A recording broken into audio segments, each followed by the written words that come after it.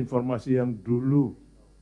Jadi recycle, di-recycle informasinya itu sekarang sudah. Bismillahirrahmanirrahim. Assalamualaikum warahmatullahi wabarakatuh. Yang kami hormati pimpinan dan seluruh anggota, yang kami hormati Pak Basuki, Pak Tito, Pak Mendagri, DKPP dan seluruh jajaran.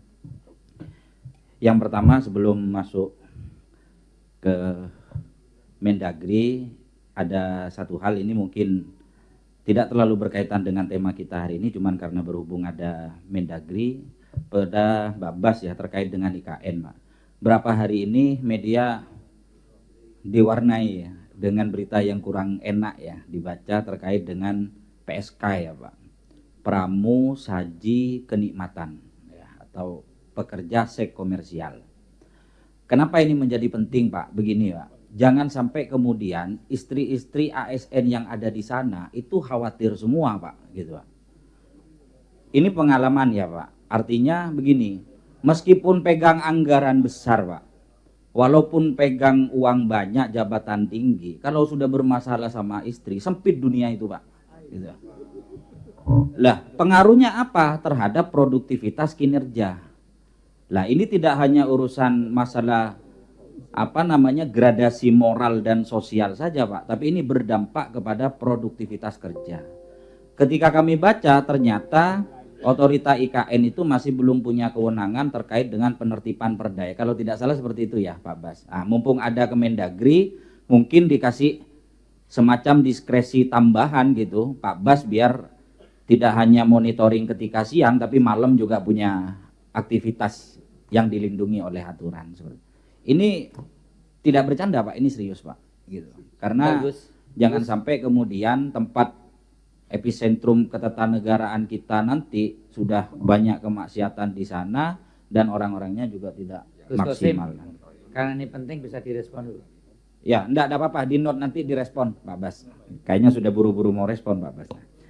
Kemudian enggak, kalau yang boleh memang saya respon dulu Pak sebelum. Nah, bukan hanya masalah PSK ya, masalah sabung ayam juga kayak ini mau ada juga beritanya gitu Pak. Saya yakin itu istri-istri ASN yang ada di sana pasti pada nggak tenang semua itu Pak. Jangan-jangan nggak pulang-pulang bukan kerjaan tapi kecantol di sana gitu. Nah, untuk bilang mudah-mudahan nggak sampai. Kalau kemudian boleh, yang selanjutnya, Bapak, mohon maaf Bapak, ya, kalau Pak. boleh saya. Oh langsung, karena ini penting di publik karena udah. sebelum masuk substansi gitu. Mohon maaf Bapak, saya kira kalau informasi itu adalah yang diulang itu bukan, jadi itu informasi yang dulu. Jadi recycle, di-recycle informasinya itu sekarang sudah sama sekali tidak ada, bukan sama sekali enggak, tapi tidak ada.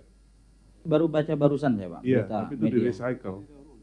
Dulu ada online segala itu loh Pak. Oh jadi sekarang sudah nggak ada ya Pak? Insya Allah tidak ada Pak. Alhamdulillah kalau sabung gitu. ayam nggak ada Pak. Terima kasih ya Pak, tapi perhatian Bapak. Memang itu kami bersama APH sejak Ramadan kemarin masih ada. Kami ada 8 warung remang-remang sudah kami robohkan. Oke. Ya, terima kasih Pak, terima kasih. Ya, terima kasih. Ya, selanjutnya pimpinan pada Pak Mendagri terkait dengan PNBP Pak Mendagri, penerimaan negara bukan pajak. Kalau kita lihat di PP nomor 10 tahun 2023 terkait dengan jenis dan tarif atas jenis PNBP terkait data kependudukan. Kami mohon diinfokan Pak Mendagri, itu mekanismenya apakah dari Dirjen Dukcapil langsung dengan swasta, terus keuangannya masuk ke Kementerian Keuangan atau seperti apa? Nah, karena kenapa? PNBP di Kemendagri ini kan prioritasnya kan ada di Dukcapil terkait dengan data kependudukan. Jangan sampai kemudian ketika kita terjadi banyak penyalahgunaan data kependudukan, sebetulnya hulunya itu kan bukan di Kominfo tapi di Kemendagri. Nah ini bisa kemudian didorong Pak Menteri menjadi penting. Kenapa? Karena ini berpotensi untuk meningkatkan revenue kita dari sektor PNBP data kependudukan. tren negara-negara besar, termasuk perusahaan-perusahaan besar, sekarang itu rata-rata yang punya database kependudukan itu yang bisa mengkapitalisasi itu menjadi sumber pemasukan yang besar gitu Pak Mendak. Saya pribadi selama di Komisi 2 belum tahu postur dan mekanisme pengelolaan data kependudukan itu seperti apa. Ya khususnya terutama kan dengan sektor swasta, perbankan, asuransi dan lain-lain seperti itu. Saya yakin tidak hanya 1T ya, mungkin bisa sampai 3 atau 4 kali lipat itu bisa dimaksimalkan. Kemudian selanjutnya terkait dengan transformasi data kependudukan. Sederhananya begini Pak Menteri, 2010 saya kebetulan ketua komisi juga pernah studi di Malaysia gitu ya. Itu kita warga di sana itu pegang IC istilahnya, identity card yang cukup dengan IC itu, kemudian itu sudah connect dengan sumber pemasukan, data kependudukan, kemudian pajaknya segala macam. Lah kita dari 2009 sudah menggembar-gemborkan data elektronik KTP secara fisik, tapi secara fungsi kok sampai sekarang ketika kita mau bayar pajak, ketika kita ngurusin perbankan masih difotokopi ya Pak Menteri. Nah sementara ini sampai sekarang tiap tahun di Kemendagri itu selalu ada postur anggaran untuk pengadaan belangko EKTP. Maksud saya kalau sama-sama difotokopi, kenapa kita kok nggak kembali ke zaman dahulu saja kertas laminating? Toh juga pada prakteknya difotokopi. Lah pertanyaannya kemudian bagaimana timeline transformasi data kependudukan kita kalau kita masih hanya berkutat pada tampilannya saja yang keren, tapi secara fungsi masih konvensional gitu, tidak digital gitu loh. Kita kalau ke luar negeri itu kayak masih tertinggal 10-20 tahun gitu Pak Menteri. Saya 2020 waktu itu masih di Malaysia itu sudah transformasi digital. Jadi barang sama kawan gitu beli mobil itu enggak bawa berkas-berkas, cuman bawa IC saja, itu sudah connect semuanya. Usianya, alamatnya, pajaknya, penghasilannya semua ada. Sementara di kita itu masih tidak selesai cukup di KTP tapi harus fotokopi lagi, harus di-scan lagi. Jadi maksud saya ini jangan jadi anomali. Postur anggaran tiap tahun besar, pengadaan belangko KTP elektronik, tapi secara fungsi masih sama kayak 10-20 tahun yang lalu gitu.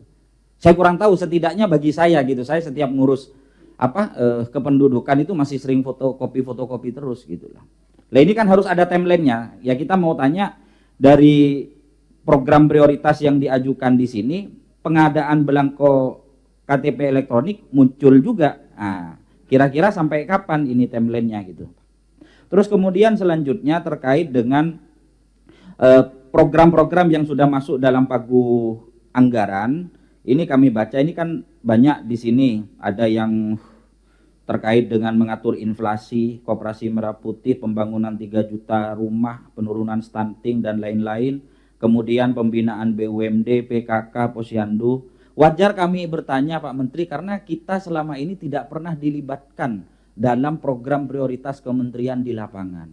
Akhirnya apa? Ya sekali lagi saya jadi nggak enak gitu. Kadang tengah malam WA ke Pak Menteri, alhamdulillahnya direspon dan diatensi. Cuman apa iya kita selalu urusan kepala daerah itu masuk ke kita ketika kita tidak mau atensi.